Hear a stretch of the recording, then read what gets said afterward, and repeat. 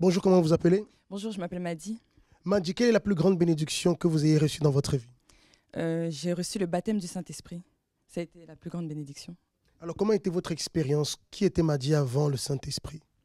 En fait, j'étais une personne qui était très vide à l'intérieur de moi-même. J'étais une personne très agressive, qui manquait beaucoup de confiance en elle, parce que j'avais souffert d'une part, quand j'étais petite, de problèmes spirituels. Et au fur et à mesure du temps qui passait, en fait, ça a empiré. Et j'ai beaucoup souffert aussi dans ma vie sentimentale. Mais tout ça, c'était dû à des problèmes intérieurs que j'avais. Ça veut dire un intérieur totalement détruit, beaucoup de séquelles du passé. Qu'est-ce que vous avez fait alors pour pouvoir recevoir le Saint-Esprit? Alors, quand je suis arrivée à l'église, ce qui m'a marqué, en fait, c'était que Dieu était vraiment vivant, dans le sens où c'était pas seulement une théorie ou religion. Et ce qui m'a marqué, c'est qu'on parlait souvent du baptême du Saint-Esprit, et moi, j'étais vide. À l'époque, j'avais tout. J'avais mon permis, mon travail, j'avais voilà, une belle vie physique, mais à l'intérieur de moi, j'étais vide. Et ce qui m'a fortement attirée, c'est que, justement, on parlait du baptême du Saint-Esprit, et moi, je voulais connaître, je voulais changer de vie, je voulais voir qui est vraiment Dieu, vraiment. Et c'est vrai qu'au fur et à mesure, j'ai commencé à me convertir, à m'intéresser à la parole de Dieu.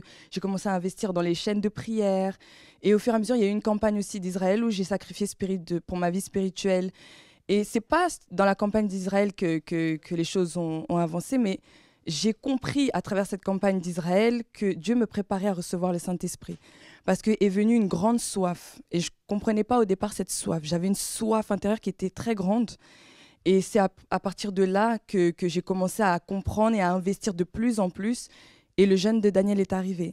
Lorsque le jeûne de Daniel est arrivé, c'est là où j'étais prête à tout. J'ai tout abandonné. Si je devais pardonner à une personne, j'ai pardonné. Si je devais abandonner une personne ou des sentiments, j'ai abandonné. J'étais prête à tout pour recevoir le Saint-Esprit. Je voulais rien savoir de ma vie. Et c'est à ce moment-là, c'est en plein jeûne de Daniel que j'ai reçu le baptême du Saint-Esprit. Depuis l'effusion du Saint-Esprit dans votre vie, comment était la suite? Qui est Madi aujourd'hui? Alors, totalement, totalement transformée. Je suis comblée aujourd'hui, très comblée. J'ai la joie de vivre. C'est vrai qu'avant aussi, je n'aimais pas les personnes. Quand je voyais une personne, c'était directement, je ne l'aimais pas, alors que je ne connaissais même pas cette personne. Aujourd'hui, quand je vois les personnes, je les aime beaucoup. Je leur dis beaucoup bonjour. Je suis vraiment joyeuse, très sociable.